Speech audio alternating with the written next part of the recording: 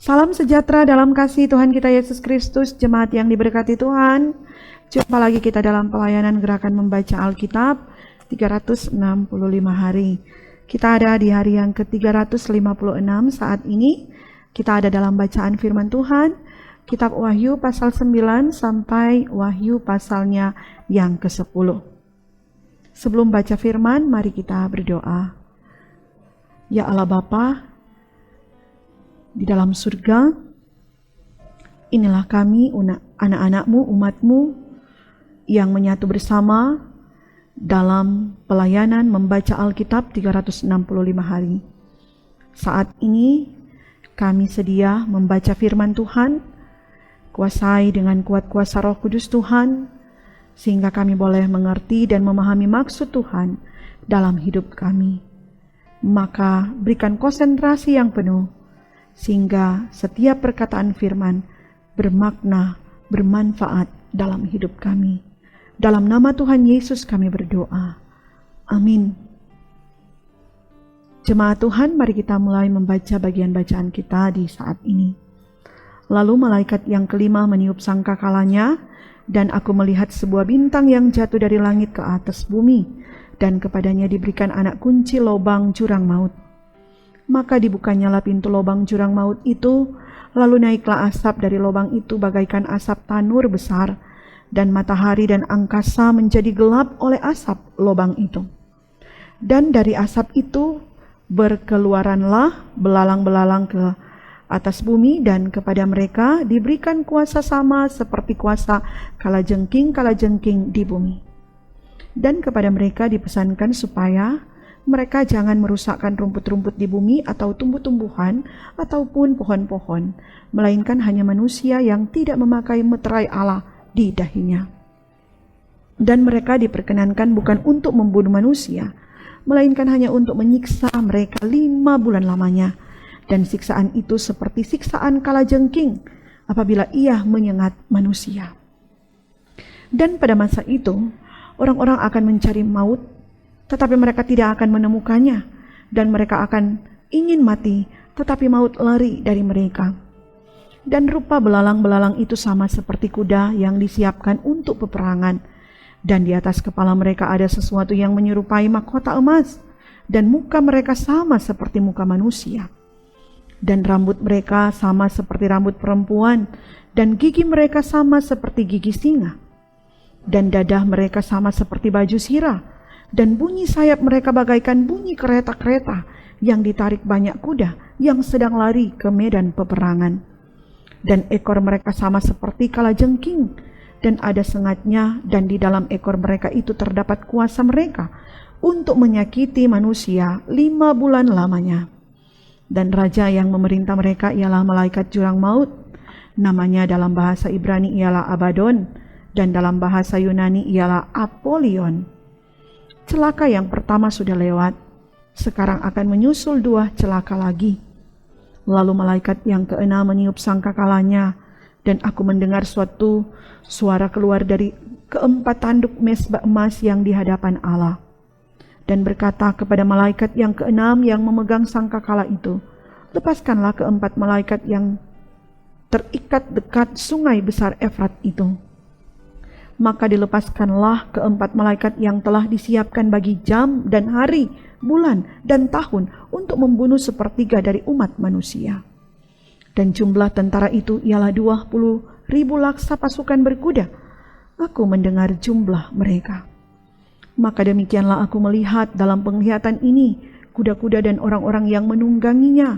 Mereka memakai baju sirah, merah api, dan biru dan kuning belerang warnanya. Kepala kuda-kuda itu sama seperti kepala singa, dan dari mulutnya keluar api dan asap dan belerang. Oleh ketiga malapetaka ini dibunuh 1/3 dari umat manusia, yaitu oleh api dan asap dan belerang yang keluar dari mulutnya. Sebab kuasa kuda-kuda itu terdapat di dalam mulutnya dan di dalam ekornya. Sebab ekornya sama seperti ular, mereka berkepala, dan dengan kepala mereka itu mereka mendatangkan kerusakan. Tetapi manusia lain yang tidak mati oleh malapetaka itu tidak juga bertobat dari perbuatan tangan mereka. Mereka tidak berhenti menyembah roh-roh jahat dan berhala-berhala dari emas dan perak, dari tembaga, batu dan kayu yang tidak dapat melihat atau mendengar atau berjalan. Dan mereka tidak bertobat pada pembunuhan, sihir, percabulan, dan pencurian.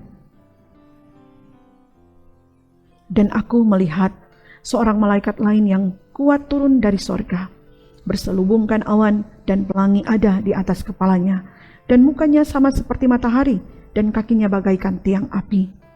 Dalam tangannya, ia memegang sebuah gulungan kitab kecil yang terbuka.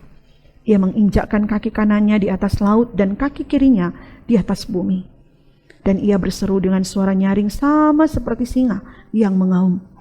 Dan sesudah ia berseru, ketujuh guru itu memperdengarkan suaranya.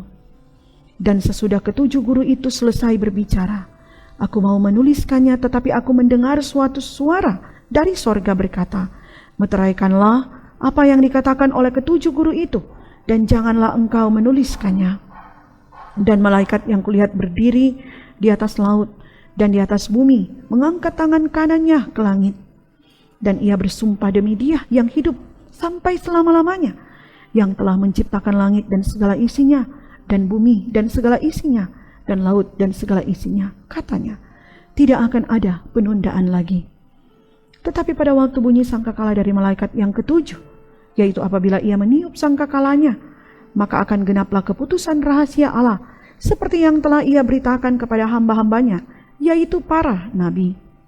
Dan suara yang telah kudengar dari langit itu berkata pula kepadaku, katanya, pergilah, ambillah gulungan kitab yang terbuka di tangan malaikat yang berdiri di atas laut dan di atas bumi itu.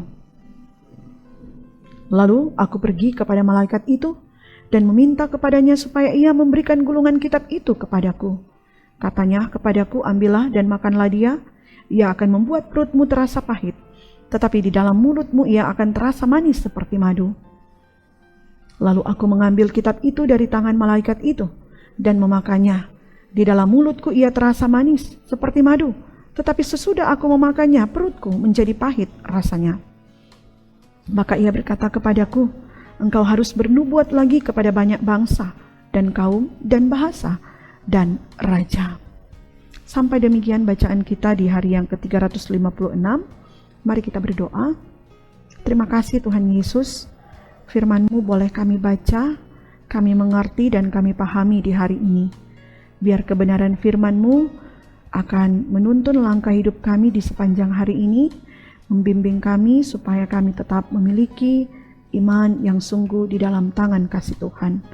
Aktivitas, kerja pelayanan, tugas tanggung jawab pelayanan kami hari ini, kami mau persembahkan dalam tangan Tuhan, Tuhan pimpin, sehingga dapat dilaksanakan semua dengan baik. Tim multimedia, Jemaat Gemim Bukit Muria Rike diberkati, bersama keluarga mereka diberkati oleh Tuhan. Pelayanan yang kami lakukan di setiap hari menyenangkan hati Tuhan, jadi berkat bagi banyak orang. Dalam nama Tuhan Yesus, kami sudah berdoa kepadamu. Amin. Jemaat Tuhan, demikianlah bacaan kita di hari ini. Tuhan Yesus senantiasa selalu menuntun dan membimbing kita untuk mau rindu dan gemar akan kebenaran firman Tuhan. Tuhan Yesus memberkati kita sekalian.